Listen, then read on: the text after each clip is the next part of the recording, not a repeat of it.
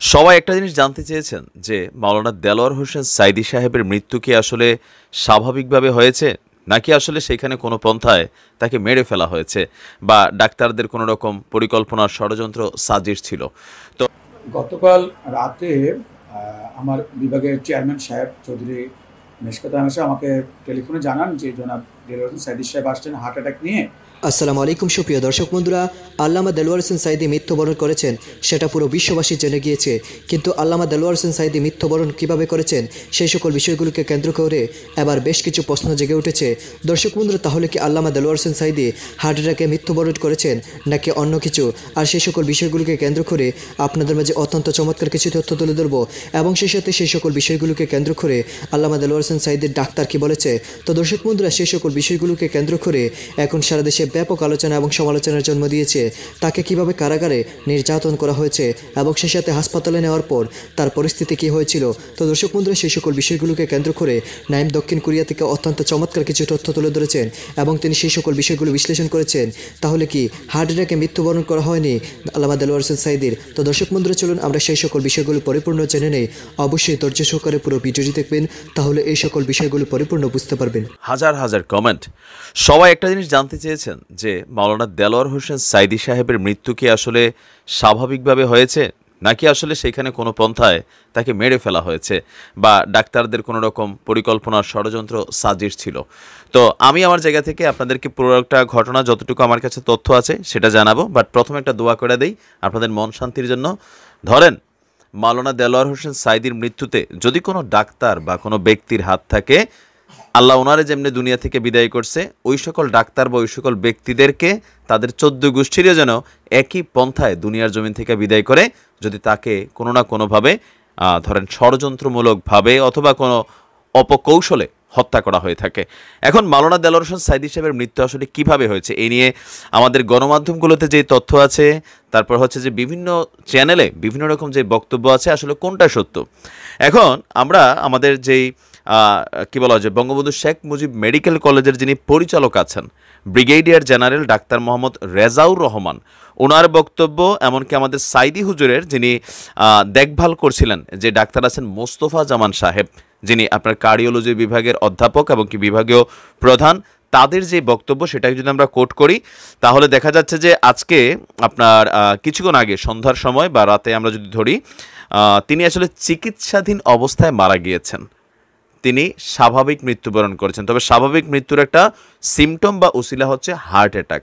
গতকালকে আজকে সকালবেলায় আমি আমার প্রথম ভিডিওটাতে আপনাদেরকে বলেছিলাম যে হুজুর হার্ট অ্যাটাক করেছেন। এর আগেও কিন্তু উনি 4 থেকে 5 বার নাকি হার্ট অ্যাটাক করছেন, এমনকি ওনার হার্টে আপনার রিং লাগানো ছিল।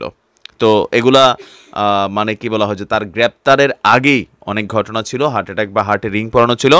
তো যেহেতু গতকালকে আরও একটা স্ট্রোক করেছে, তখন আপনার তার যে হার্টের স্বাভাবিক প্রক্রিয়া সেটা অনেকটাই বাধাগ্রস্ত হয়েছে।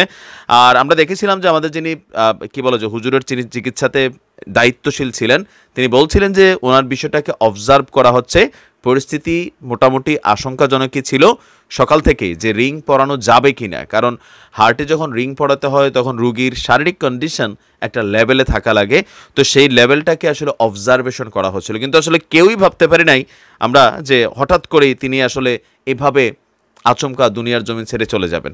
এখন ওনার সম্পর্কে মানবতা বিরোধী ট্যাগ আছে, এইটা ট্যাগ আছে, সেটা ট্যাগ আছে, বাট আমার মনে হয় যে বাংলাদেশের 99% জনতা সাঈদী হুজুরকে কোরআনের পাখি হিসাবেই চিনে, ওয়াজের মাঠের সুবক্তা হিসাবেই চিনে, এমনকি তার বক্তব্য, তার অ্যাক্টিভিটিস যেগুলো ছিল সেগুলো সম্পর্কে মানুষের পজিটিভ ধারণা।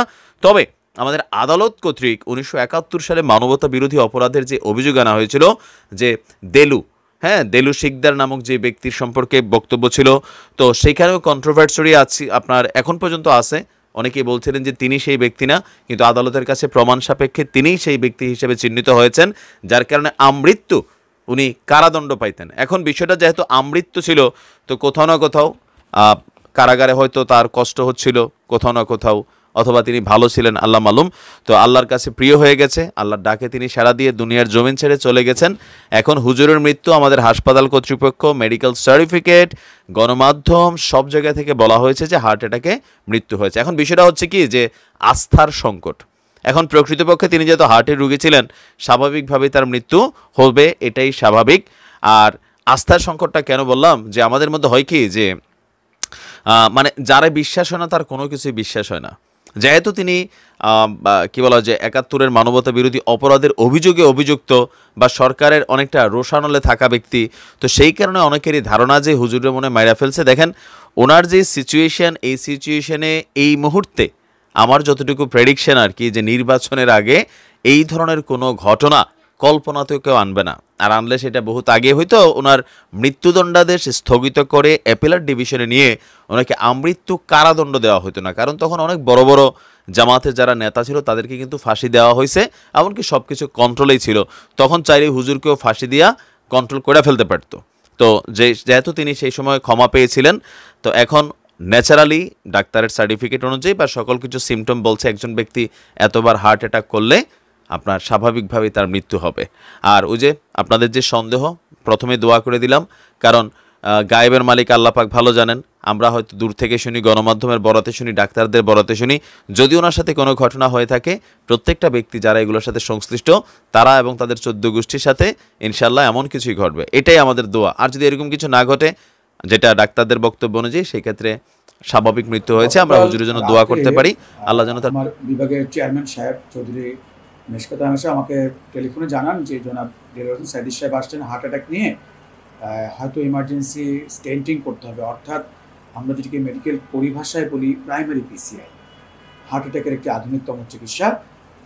তখন আমি ল্যাবেডে চেম্বার করছিলাম এবং তাৎক্ষণিকভাবে আমি আমার টিম সহ, অর্থাৎ যেগুলো যা যা আমাদের দরকার হয়, আমি চলে আসি এবং ইমার্জেন্সিতে ওনাকে আমি দেখতে পাই। সেখানে ইসিজিতে তাকে আমরা দেখে তার একটা হার্ট অ্যাটাকের যে চিহ্ন সেটি পাই। সঙ্গে তিনি যেখান থেকে এসেছেন ইতিপূর্বে, যেহেতু তিনি আপনি জানেন যে তার ইতিহাস, সেখান থেকে ডাক্তাররা তাকে বুকে ব্যথা এবং হার্টের অ্যাটাকের সন্দেহ করে আমাদের কাছে পাঠিয়েছে। সেখানেও হার্ট অ্যাটাকের কিছু চিহ্ন আছে ইসিজিতে। আমরা এখানে আসার পরে তাকে শারীরিকভাবে তাকে দেখি যে তার আর কোনো কমপ্লিকেশন আছে কিনা, এবং রক্তের পরীক্ষায়ও, যেটিকে ট্রোপোনিন আই একটি পরীক্ষা, সেখানে ধরা পড়ে তার একটি হার্ট অ্যাটাক হয়েছে। এবং আমরা তার কাগজপত্র দেখলাম তার ইতিপূর্বে তার হার্টের করোনারি ধমনীতে তার স্টেন্টিং করা হয়েছিল, এবং সব কিছু বিচার বিশ্লেষণ করে আমরা তাকে করোনারি কেয়ার ইউনিটে ভর্তি করিয়ে দিই।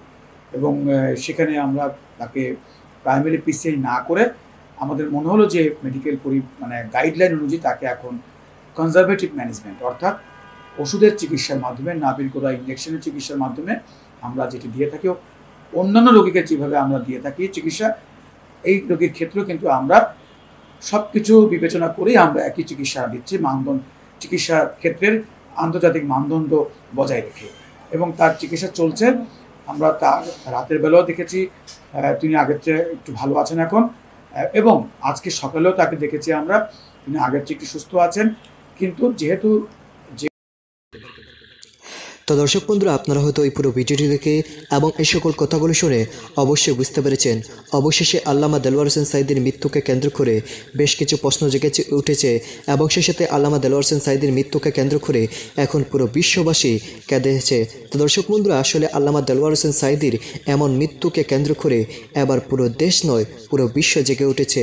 তো দর্শক বন্ধুরা, আপনারা এই পুরো ভিডিওটি দেখে এবং নাইম দক্ষিণ কোরিয়ার এই সকল বিশ্লেষণগুলো শুনে আপনাদের কাছে কী মনে হচ্ছে?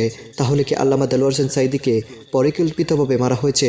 তো দর্শক বন্ধুরা, এই বিষয়ে আপনাদেরকে মতামত এবং সেই সাথে আল্লামা দেলোয়ার হোসেন সাইদির ডাক্তারের কথাগুলো শুনে আপনাদের কাছে কী মনে হচ্ছে অবশ্যই কমেন্ট করে জানিয়ে দেবেন। তো দর্শক বন্ধুরা, ভালো থাকুন, সুস্থ থাকুন, আল্লাহ হাফিজ, আসসালামু আলাইকুম ওয়া রাহমাতুল্লাহি ওয়া বারাকাতুহু।